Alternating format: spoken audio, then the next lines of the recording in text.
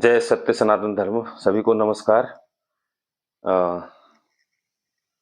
सभी बहन भाई, चाहे वो हमारे उत्तराखंड से हों, चाहे अ, हिंदुस्तान में कहीं भी हों, मैं सभी को नमस्कार कहना चाहूँगा। और आज ना एक विशेष मुद्दे पे मैं बात कर रहा हूँ, जो खास तौर में हमारे जो पहाड़ों में है, इस टाइम में बहुत दिक्कत हो रही है।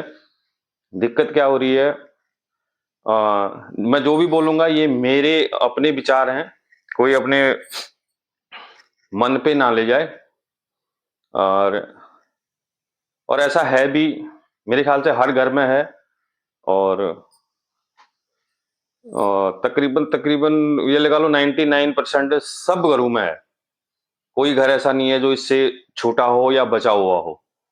मैं मेन मुद्दा कर रहा हूँ, जो हमारे बच्चे हैं, जो हमारे लड़के हैं, हमारे चाचा ताऊ के लड़के हैं या हमारे रिश्तेदारों के लड़के हैं, उनको लड़की ना मिल पाना, ये एक बहुत बड़ा मुद्दा हमारे इस टाइम में उत्तराखंड में है।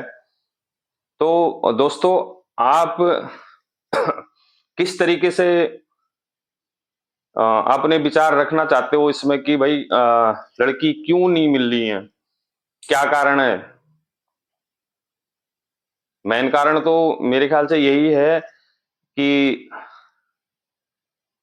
जो लड़की और लड़के का अनुपात है, वो काफी ऊपर नीचे है, बहुत ज्यादा है। यानी 1000 लड़कों पे लगभग 876 लड़कियां हैं। तो इस तरीके से अगर लड़कों की शादी नहीं हो रही है, या फिर कारण क्या है? आप कारण भी तो देख लीजिए। कारण, मैं अपने विचार अगर रखूं तो कारण है जो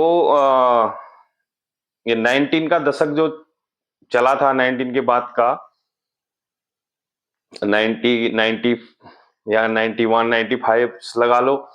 तो उस समय से ये जो टेक्नोलॉजी आई, और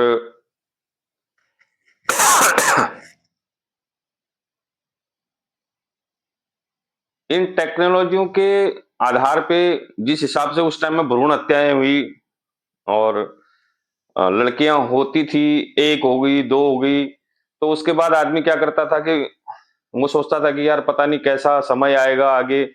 और वाकई समय उसके बाद काफी परिवर्तित हुआ, और काफी चीजें हुई। सरकार ने कोई इस तरफ ध्यान नहीं दिया, भ्रूण हत्याएं हो गई।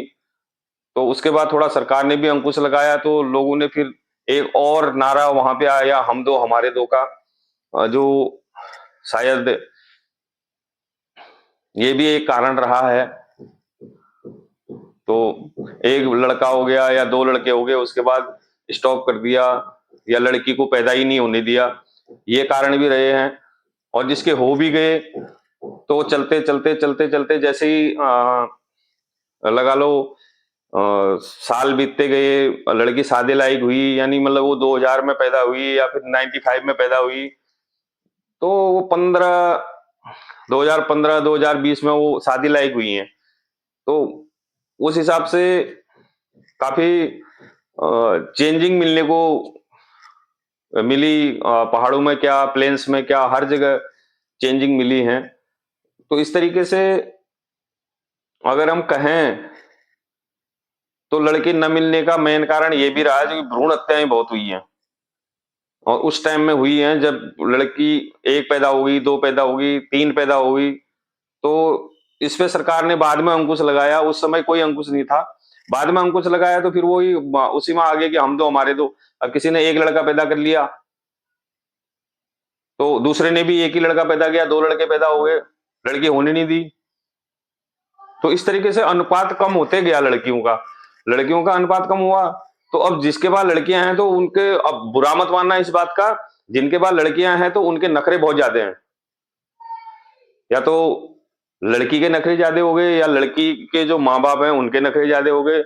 किसी के घर में चले जाओ कि भाई आपकी लड़की है, मेरा लड़का फौज में है या प्राइवेट नौकरी में है या प्राइवेट सेक्टर में काम कर रहा है या भाई सरकारी नौकरी में है, तो उनका एक ही जवाब होता है कि आपका देहरादून में घर है या हल्द्वानी में घर है या आप घर में क्या व्यवस्थाएं हैं। तो इस तरीके से लोगों का एक ना अजीब सा एटीट्यूड हो गया। जिसके पास लड़की है तो वो एक अजीब एटीट्यूड में रहता है कि भाई उसके घर में भी जाओ वो पानी तक नहीं पूछता, उसको पता है कि मेरी लड़की के लिए आ रखे हैं। तो कई घरों में ऐसा है, मगर ऐसा नहीं करना चाहिए। अगर आपको नहीं देने का मन है तो कम से कम जो आपके घर में आ रखे हैं उनको चाय पानी पूछ लीजिए, पानी पिला दीजिए, कई दूर से आते हैं बंदे। तो इस तरीके से नहीं करना चाहिए। और दूसरी बात, जो हल्द्वानी और देहरादून का जो सपना देखते हैं बच्चे, जो लड़कियां देख रही हैं, ये सारों का घर अगर हल्द्वानी देहरादून में हो जाए तो पहाड़ों में तो मेरे ख्याल से ताले लग जाएंगे। पहाड़ों में ताले कई घरों में तो लग चुके हैं और कई लगने के कगार में हैं। पलायन जबरदस्त हो रहा है पहाड़ों से, ऐसी बात नहीं है। जिस तरीके से पहाड़ों से पलायन हो रहा है तो उसका एक, और जो प्लेन्स में बैठे हुए हैं उनके लड़कों की भी शादी नहीं हो रही है। ये नहीं कि प्लेन्स में बैठे तो उनकी भी शादी हो जाएगी, नहीं, ऐसा नहीं है। शादी उनकी भी नहीं हो पा रही है। अब किसी रिश्तेदार को अगर फोन करो तो पहले यूं पूछते थे कि भाई कैसे हो, क्या हो। आजकल सीधे बोलते हैं, भाई अगर कोई तुम्हारी नजर में लड़की है क्या, यार तुम्हारा भाई या तुम्हारा भांजा या तुम्हारा कोई और रिश्तेदार, यार अबेवा रहेगी हो ने, अब कश के ऊंचे एक ब्याह चलीन मिलन न मरिया। मतलब हर घरे कहानी हो गई हो, हर घरे कहानी छुई हो, हर घरे कहानी। लड़की चलीन मिलना ने मरेगा, चलीन न मिलना कारण है यही से, अगर जय चलीन से न नखार ज्ञान और जय चाल से न तू बेचारे चलीन ने मिल मरिया है। अब क्या क्या अगर चेल से वो उगले चोल से, मतलब चलीन एले ठुल चोल से वो तो वो चला भी आना उन मुरे वो, और चलीन खिल लाइन लग रहे।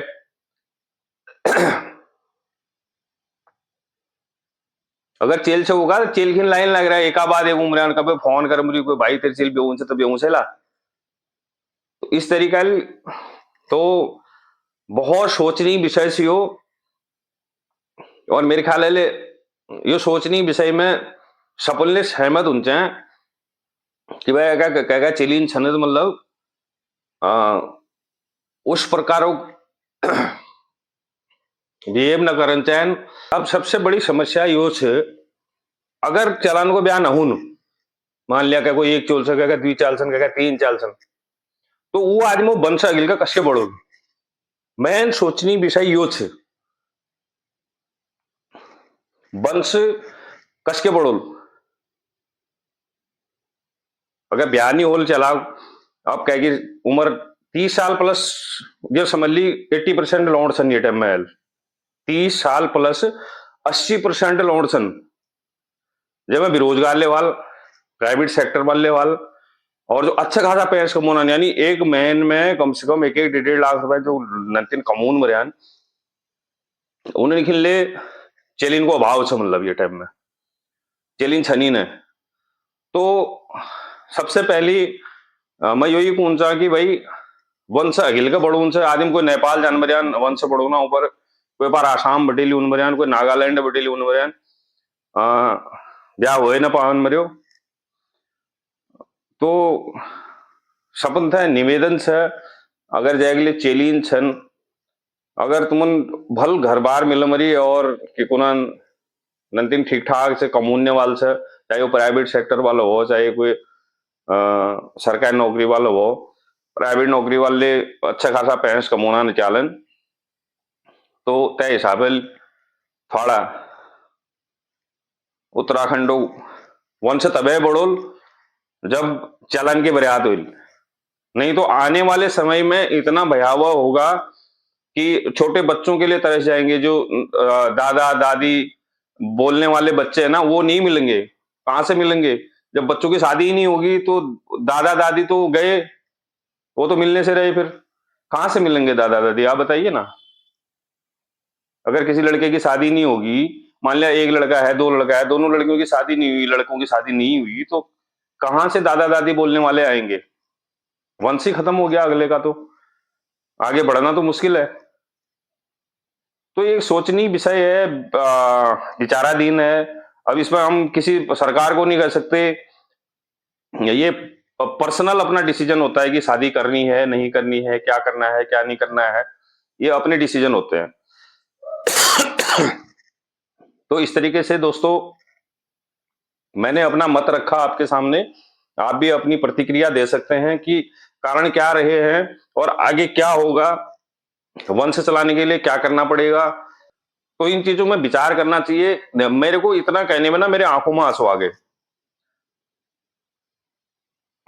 अगर कल के दिन बच्चों की शादी नहीं होती है तो क्या हमारा वंश आगे बढ़ पाएगा? मेरे ख्याल से नहीं बढ़ पाएगा। तो इसलिए जरूरी ये हो गया है कि जिसकी भी अगर लड़कियां हैं, हमारी भी हैं, हमने भी शादी की है, किसी को हमने भी लड़की दे रखी है, और हमारे जो लड़के हैं वो अभी अविवाहित हैं, जो 30 प्लस जा चुके हैं, 35 प्लस जा चुके हैं। सभी के घर का है, ये मेरे घर का नहीं है, मेरे ख्याल से सभी के घर में है। कल मैंने एक वीडियो देखी थी, किसी लेडीज ने दे रखी थी घास काटते हुए, तो वो बोले थे कि हला क्या कति 3 छन हमून बता दिया ने आदिम पार नेपाल जान ना नेपाल लेने मिलन आप। तो आप अपनी प्रतिक्रिया जरूर इस पोस्ट में दें और वीडियो को पूरा वॉच करें, और अगर आपको ये वीडियो अच्छी लगती है तो आगे शेयर जरूर कर देना। और मेरा ये जो फेसबुक चैनल है इसको फॉलो कर देना, और आपको ये वीडियो अच्छी लगे तो उसको शेयर कर देना। कमेंट में अपनी राय जरूर देना दोस्तों। इसी के साथ मैं अपनी ये बातों को विराम देता हूं। नमस्कार, जय भारत, जय उत्तराखंड।